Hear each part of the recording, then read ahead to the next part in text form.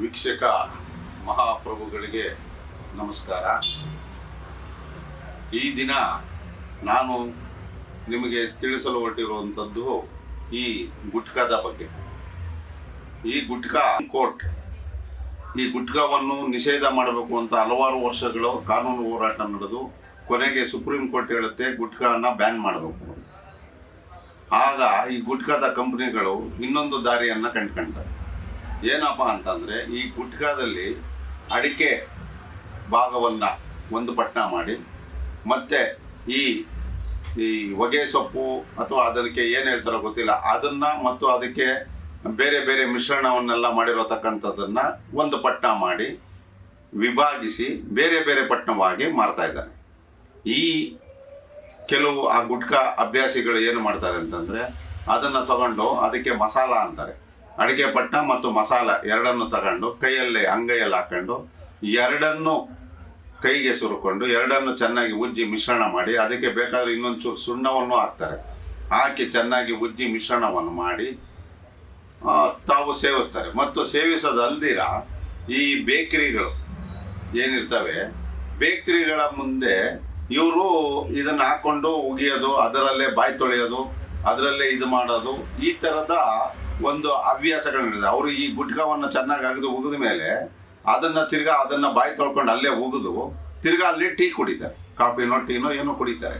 ಇದರಿಂದ ಏನಾಗುತ್ತೆ, ಅಲ್ಲಿ ಆ ಬೇಕರಿ ಹತ್ರ ಉಗಿಯೋದ್ರಿಂದ ಆ ಸುತ್ತಮುತ್ತ ಏನು ಮನೆಗಳಿರ್ತವೆ ಅಲ್ಲಿರೋತಕ್ಕಂಥ ವಯಸ್ಸಾದವರು, ಮಕ್ಕಳು, ಇನ್ನೊಬ್ಬರು ಯಾರಿಗೋ ಅದರಿಂದ ಈ ಕಾಯಿಲೆಗಳು, ಈ ಕೊರೋನಾ ಹೆಂಗೆ ವೈರಸ್ ಆಗಿ ಹರಡುತ್ತೋ ಗಾಳಿಯಲ್ಲಿ, ಅದೇ ಥರ ಇವ್ರಿಗೇನು ಕಾಯಿಲೆ ಇರುತ್ತೋ, ಇನ್ನೊಂದಿರುತ್ತೋ ಮತ್ತೊಂದಿರುತ್ತೋ, ಇವರು ಓಪನ್ ಆಗಿ ಬೇಕರಿಗಳ ಮುಂದೆ ಇವರು ಇಲ್ಲ ಅಥವಾ ಬಾರು ಮತ್ತು ರೆಸ್ಟೋರೆಂಟ್ ಈ ಥರ ಇದ್ರಗಳ ಮುಂದೆ ಎಲ್ಲೆಲ್ಲಿ ಈ ಗುಟ್ಕಾನ ಮಾರ್ತಾರೋ ಅಲ್ಲೆಲ್ಲ ಇವರು ಈ ಥರ ಹೋಗದೆ ಈ ಥರ ನಾನ್ಸೆನ್ಸ್ ಕ್ರಿಯೇಟ್ ಮಾಡ್ತಾ ಇದ್ದಾರೆ. ಆದರೆ ನಾವು ಕೆಲವು ಬೇಕರಿಗಳವ್ರನ್ನ ಹೋಗಿ ಅವ್ರನ್ನ ಭೇಟಿ ಮಾಡಿ, ನೀವು ಈ ಸಿಗರೇಟು ಮತ್ತು ಈ ತಂಬಾಕು ಉತ್ಪಾದನೆಗಳನ್ನು ದಯವಿಟ್ಟು ಮಾರಬೇಡಿ, ನಿಲ್ಲಿಸಿ ಅಂತ ಹೇಳಿದಾಗ ಅವ್ರು ಹೇಳೋದು ಒಂದೇ, ಸ್ವಾಮಿ ನಾವು ಇಲ್ಲಿಗಲ್ ಆಗಿ ಯಾವುದೇ ಪದಾರ್ಥಗಳನ್ನು ಮಾರ್ತಾ ಇಲ್ಲ, ಸರ್ಕಾರ ಲೀಗಲ್ ಆಗಿ ಪರ್ಮಿಷನ್ ಕೊಟ್ಟಿರತಕ್ಕಂಥ ಪದಾರ್ಥಗಳನ್ನೇ ಮಾರ್ತಾ ಇರೋದು. ಆದರೂ ಸಹ ಈ ಪದಾರ್ಥಗಳನ್ನು ಮಾರದೆ ಹೋದರೆ ನಮಗೆ ಕಾಫಿ ಟೀ ಮತ್ತೊಂದು ವ್ಯಾಪಾರ ಆಗೋದಿಲ್ಲ. ಆದ್ದರಿಂದ ನಾವು ಈ ಪದಾರ್ಥ ಸಿಗರೇಟ್ ಮಾರಿದ್ರೇನೆ ಕಾಫಿ ಟೀ ಕುಡಿಯೋರು ಬರೋದು, ಕಾಫಿ ಟೀ ತಗೊಂಡ ಜೊತೆಗೆ ಸಿಗರೇಟ್ ತಗೊಂತಾರೆ. ಆದ್ದರಿಂದ ನಾವು ಇದು ಸರ್ಕಾರದ ಪರವಾನಗಿ ಇರೋದ್ರಿಂದ, ಸರ್ಕಾರದವರು ಸಿಗರೇಟ್ ಕಂಪ್ನಿಗಳಿಗೆ ಲೈಸೆನ್ಸ್ ಕೊಟ್ಟಿರೋದ್ರಿಂದ ನಾವು ಸಿಗರೇಟ್ ತಗೊಂಡು ಮಾರ್ತಾ ಇದ್ದೀವಿ ಹೊರತು ನಾವು ಇಲ್ಲಿಗಲ್ ಆಗಿ ಏನೂ ಮಾಡ್ತಾ ಇಲ್ಲ ಅಂತ ಅವ್ರು ಹೇಳ್ತಾರೆ. ಸರಿ, ಇವರು ಸಿಗರೇಟ್ ತಗೊಂಡು ಕಾಫಿ ತಗೊಂಡು ಸೇರ್ತಾ ಇದ್ರೆ ಪೊಲೀಸವರು ಬಂದು ಸಿಗರೇಟ್ ಸೇದವನಿಗೆ 200 ರೂಪಾಯಿ 500 ರೂಪಾಯಿ ಫೈನ್ ಅಂತ ಹಾಕ್ತಾರೆ. ಅವನು ಸಾರ್ವಜನಿಕ ಸ್ಥಳದಲ್ಲಿ ಯಾವುದೇ ಸಿಗರೇಟ್ ಮತ್ತು ಗುಟ್ಕಾ ಚಟುವಟಿಕೆಗಳನ್ನ ಮಾಡಂಗಿಲ್ಲ ಅಂತ.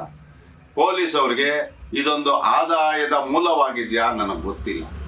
ಅವರು ಏನು ಮಾಡ್ತಾರೆ, ಅಲ್ಲಿ ನಾವು ಯಾರನ್ನ ಸುತ್ತಮುತ್ತ ಬೇಕರಿ ಸುತ್ತಮುತ್ತ ಇರತಕ್ಕಂಥ ನಾಗರಿಕರು ಕಂಪ್ಲೇಂಟ್ ಮಾಡಿದ್ರೆ ಅವರು ಆ ಬೇಕರಿಯ ಲೈಸೆನ್ಸನ್ನು ರದ್ದು ಮಾಡದೆ ಅವ್ರು ಏನು ಮಾಡ್ತಾರೆ, ಅಲ್ಲಿ ಸೇದೋತಕ್ಕಂಥವರಿಗೆ ಫೈನ್ ಹಾಕತಕ್ಕಂಥ ಕೆಲಸವನ್ನು ಮಾಡ್ತಾರೆ. ಇದರಿಂದ ಆ ಪ್ರಾಬ್ಲಮ್ ಏನಿದೆ ಸಂಪೂರ್ಣವಾಗಿ ಮುಗಿಯೋದಿಲ್ಲ. ಅವರು ಸಿಗರೇಟ್ ಅವನು ಯಾವತ್ತೋ ಒಂದು ದಿವಸ ಬಂದು ಸೇದಕ್ಕೆ ಬಂದಿರ್ತಾನೆ, ಅವನಿಗೆ ಫೈನ್ ಹಾಕ್ತಾರೆ, ಅವ್ನು ಹೊರಟೋಗ್ತಾನೆ, ಮತ್ತೆ ಇನ್ಯಾರೋ ಬರ್ತಾನೆ, ಇನ್ಯಾರೋ ಸೇರ್ತಾ ಇರ್ತಾರೆ. ಈ ಕೆಲವು ಈ ನಡುವೆ ಹುಡುಗಿರುಗಳು ಸಹ ಅಲ್ಲಿ ಬೇಕರಿಗಳ ಮುಂದೆ ನಿಂತ್ಕೊಂಡು ಸಿಗರೇಟ್ ಸೇದೋದು ಇದೆಲ್ಲ ಮಾಡ್ತಾ ಇದ್ದಾರೆ. ಆದ್ದರಿಂದ ನಾನು ತಮ್ಮಲ್ಲಿ ಸಂಬಂಧಪಟ್ಟ ಇಲಾಖೆಗಳವರಿಗೆ ನಾನು ಮನವಿ ಸಲ್ಲಿಸೋದೇನು ಅಂತಂದರೆ, ದಯವಿಟ್ಟು ನೀವು ಬೇಕರಿಯವರು ಇವಾಗ 18ನೇ ತಾರೀಕು ಮುಷ್ಕರವನ್ನು ಹಮ್ಮಿಕೊಂಡಿದ್ದಾರೆ. ಏನಂತ, ಈ ಥರ ಪದಾರ್ಥಗಳನ್ನ ನಾವು ಮಾರಬೇಕಾ ಮಾರಬಾರ್ದು ಅಂದರೆ ನೀವು ಗೌರ್ಮೆಂಟ್ ಅವರೇ ಅದನ್ನು ನಿಲ್ಲಿಸಿ, ನೀವು ಗೌರ್ಮೆಂಟ್ ಅವ್ರ ಪರ್ಮಿಷನ್ ಕೊಟ್ಟ ಮೇಲೆ ನಾವು ಮಾರ್ತಾ ಇದ್ದೀವಿ ಅನ್ನತಕ್ಕಂಥದ್ದಕ್ಕೂ ಮುಷ್ಕರವನ್ನು ಹಮ್ಮಿಕೊಂಡಿದ್ದಾರೆ. ಆದ್ದರಿಂದ ತಾವು ದಯವಿಟ್ಟು ಸಂಬಂಧಪಟ್ಟ ಇಲಾಖೆಯವರು ಇದನ್ನು ಪರಿಶೀಲಿಸಿ ಇದಕ್ಕೆ ಒಂದು ಪರಿಹಾರವನ್ನು ಕೊಡಬೇಕು ಎಂದು ತಮ್ಮಲ್ಲಿ ಕಳಕಳಿಯ ಪ್ರಾರ್ಥನೆ.